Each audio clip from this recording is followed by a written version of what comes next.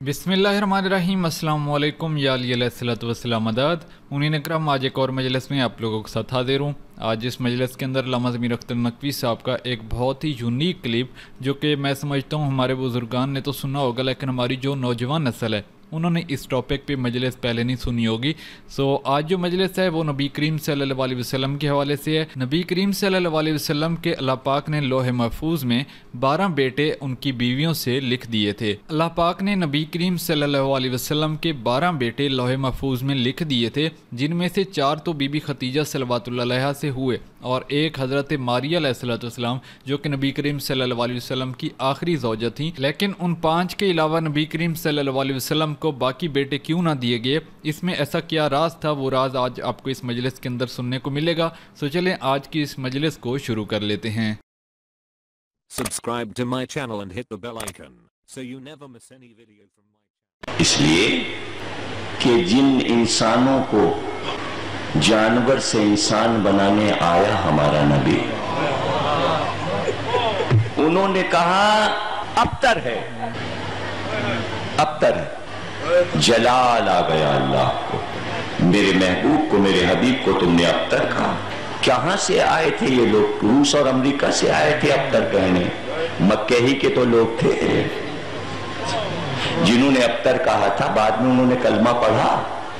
इन बातों पे बुरा क्यों मानते हैं सारे दुनिया वाले? जो रसूल को साहिर कह रहे थे, जादूगर कह रहे थे, जो रसूल को शायर कह रहे थे, जो रसूल को मजनून कह रहे थे, जो रसूल को अबतर कह रहे थे, 4 इल्जाम लगाए रसूल पे अरब वालों ने। और बाद में वही 4 इल्जाम लगाने वाले कलमा पढ़ के मुसलमान हो गए। तो क्या आदतें भी छूट गई थी? मैं कैसे मालूम कि आदतें छूट गई थी? जिस जबान से मजनून कह चुके, तो क्या आप कभी मजनून न कहेंगे? अब कभी नहीं कहेंगे? कहा, कुरान ने भी बताया, हदीस ने भी बताया कि कहा कहा कहा कहा अबतर, फिर कहा अबतर। सूरह कौसर के बाद कहा अबतर। कहा, अल्लाह ने कहा तुम अबतर कह रहे हो, क्यों? खुशियां मनाई अरबों ने। वारिस तो कोई है ही नहीं, वारिस तो कोई है ही नहीं। ये जो तहरीक चला रहा है मर जाएगी, खत्म हो जाएगी। काफिरों के बयानात में 2 गोशे होते हैं, हमेशा याद रखिएगा। मुनाफिक की गुफ्तगू में कोई गोशा नहीं होता, लेकिन काफिर की गुफ्तगू में 2 गोशे होते हैं। मोमिन की गुफ्तगू में भी 2 गोशे होते हैं, लेकिन मुनाफिक की गुफ्तगू में कोई गोशा नहीं होता, कोई फिक्र नहीं होती। इसलिए मुसलमान कोई फिक्र नहीं दे पा रहा। काफिर अच्छे थे अरब के, काफिर अच्छे थे। कहा उन्होंने अबतर है, जो तहरीक इस्लामी चलाई है ये जिंदा नहीं रहेगी, इसका कोई वारिस नहीं है। काफिरों को मालूम था कि तहरीक वारिसों से चलती है, दोस्तों से नहीं चलती। काफिर ये बात जानते थे। अल्लाह ने कहा अच्छा तुम कह रहे हो इसका कोई वारिस नहीं है, हम वारिस पर्दे में देंगे ताकि तुम्हें पता भी न चले कि वारिस आ गया। अगर हम नबी को बेटा दे देते तो तुम उसे जीने न देते, बेटी को पर्दे में छुपा दिया।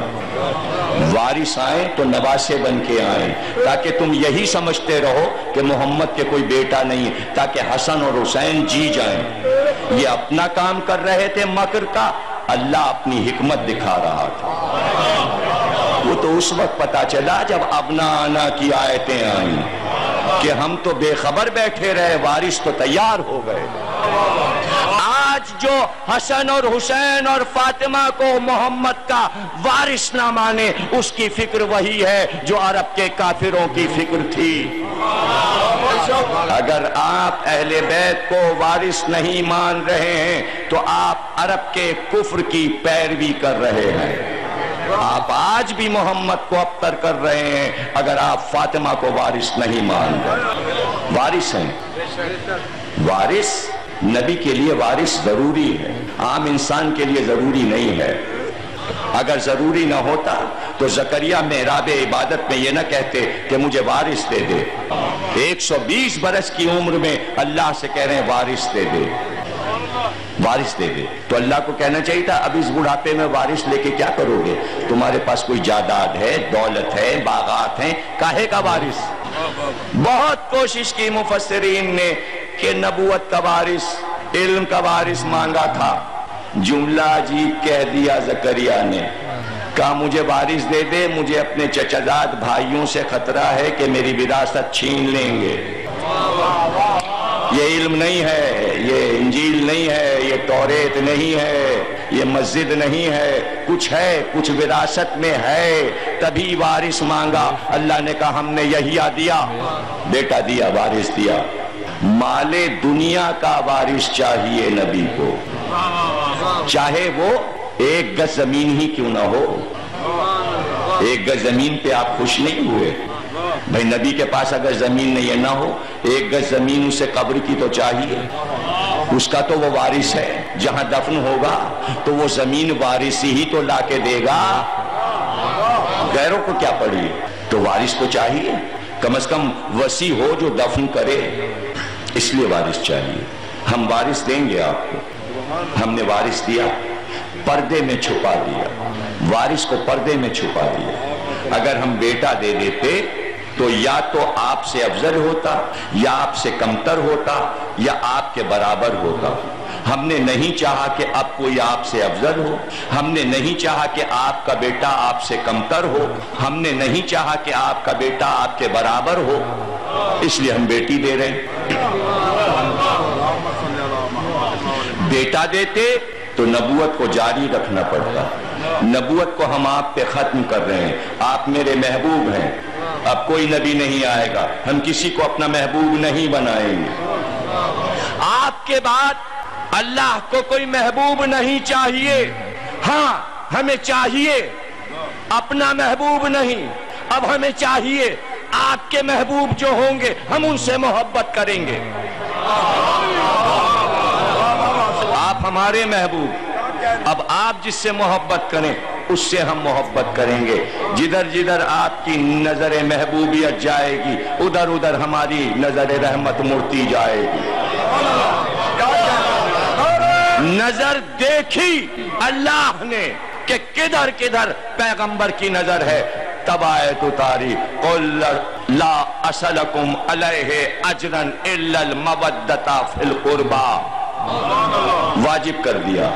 آپ کو محبت ہے، ہم کو بھی محبت ہے. حکم دیجئے امت کو کہ قربا سے محبت کرے. یہ ہیں وارث، یہ مشن کو جاری رکھیں گے.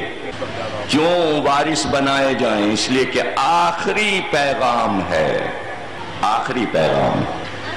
ہر چیز کی حکمت اللہ پیش کر دیتا ہے. خدیجہ سے 4 بیٹے دیے، طیب، طاہر، عبداللہ، سب سے بڑا قاسم جس کے نام پہ پیغمبر ابو القاسم ہے. خطبے میں آج تک پڑھا جا رہا ہے، ابو القاسم پہ آپ صلوات پڑھتے ہیں. قاسم کا نام خطبے میں زندہ ہے، بڑے بیٹے کا نام زندہ ہے. محمد کس کے باپ؟ قاسم کے. 4 بیٹے دیے لیکن واپس لے لیے. 4 بیٹے دیے خدیجہ سے، واپس لے لیے. ہم نہیں چاہتے آپ کے لیے بیٹے. دینے پہ آتے تو یعقوب کو 12 دیے تھے، آپ کو بھی اتنے ہی دے دیتے. ابراہیم کو بڑھاپے میں اسماعیل اور اسحاق دیے، دے سکتے تھے.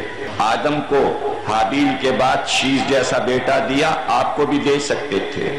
لیکن دے رہے ہیں اور واپس لے رہے ہیں. اور بعد خدیجہ شادی پہ شادی، شادی پہ شادی.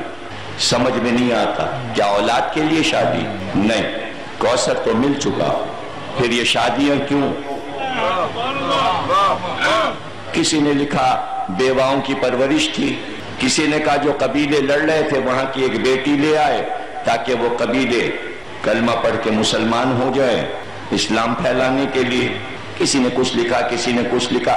کسی نے کہا دراصل بات یہ تھی کہ خدیجہ نے بہت سکون دیا تھا، بڑا آرام دیا تھا. پیغمبر اسی سکون کی تلاش میں تھے تو دوسرا عقد کیا کہ شاید خدیجہ والا آرام مل جائے. نہ ملا تو پھر تیسری کی شاید یہ خدیجہ ہو جائے. پھر وہ بھی آرام نہ ملا تو چوتھی کی شاید یہ خدیجہ جیسی ہو جائے. پھر وہ بھی خدیجہ نہ ہوئی تو پھر ایک اور کیا جانے کتنے کیے. یہ تو آپ جانے، مجھے نہیں معلوم کتاب میں کیا لکھا ہے. لیکن خدیجہ کوئی ثابت نہ ہوئی، تو پھر یہ آخری عقد آپ نے کیوں کیا ماریہ قبطیہ سے؟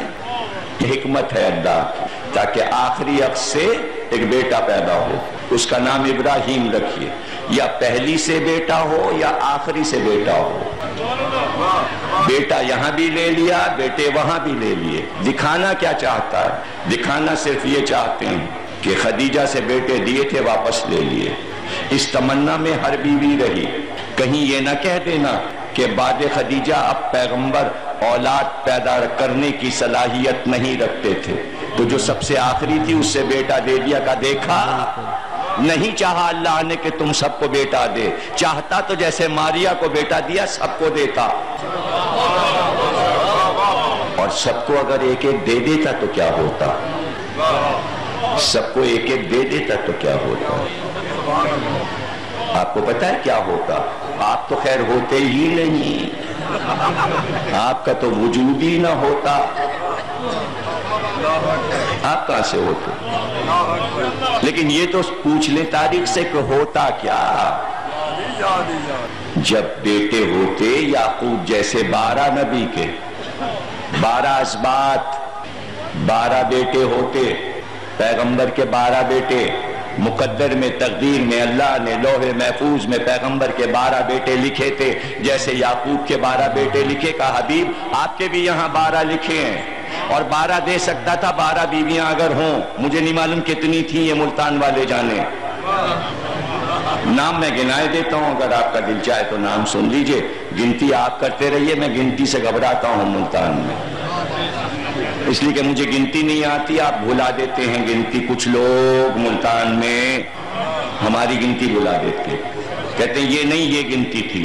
نام سن لیجئے، جناب خدیجہ، جناب خدیجہ کے بعد جناب سودا، جناب سودا کے بعد زینب، زینب نام کی 2، ریحانہ، حضرت حفصہ، حضرت عائشہ، ام سلمہ، میمونہ، ام حبیبہ، 9 نہیں 10 ہو گئی خدیجہ کو ملا کے، بس اس سے زیادہ میں نہیں چاہتا۔ 4 تو خدیجہ سے بیٹے ہو گئے تھے نا، 8 اور کسی سے رکھ لیجئے، ایک ماریہ کا ہو گیا، 7 رکھ لیجئے، 12 ہو گئے۔ 12 بیٹے لوح پہ لکھ دیے تھے، میرے حبیب 12 بیٹے آپ کو دیں گے یعقوب جیسے، لیکن اگر دے دیتا تو کیا ہوتا؟ لکھ کے نہیں دیے، وہاں تو لکھ دیا کہ 12 بیٹے آپ کو دیں گے، اور نہیں دیے، اور اگر دے دیتا تو کیا ہوتا؟ آپ کو پتا ہے کیا ہوتا؟